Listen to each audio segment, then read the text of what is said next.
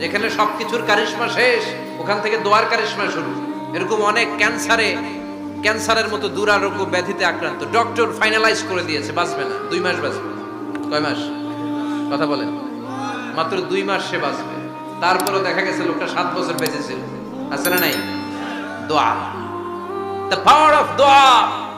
মহাবিশ্ব সৃষ্টির 50,000 বছর আগে আমাদের ভাগ্যে কি ঘটবে সব লিখে রেখেছে কে?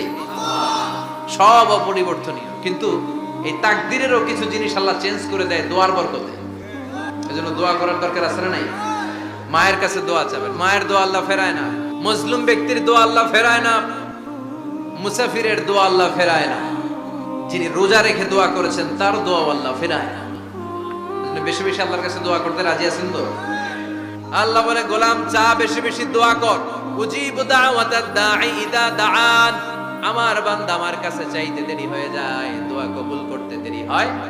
এজন্য বারবার চাইতে হয়। না দিলেও চাও, না দিলেও হয় একটু পরে দিবে, দেরি করে দিবে। যখন আমার জন্য উপকার হবে, ভালো হবে, তখন দিবে।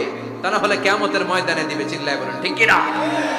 বেশি বেশি দোয়া করবেন, সবার জন্য করবেন, নিজের জন্য করবেন, ফ্যামিলি মেম্বারসদের জন্য করবেন, শুভাকাঙ্ক্ষীদের জন্য করবেন, শত্রুদের জন্য বেশি করবেন, হেটার্স যারা আছে ওদের জন্য বেশি দোয়া। আল্লাহ যেন এগুলোর হেদায়েত দেয়।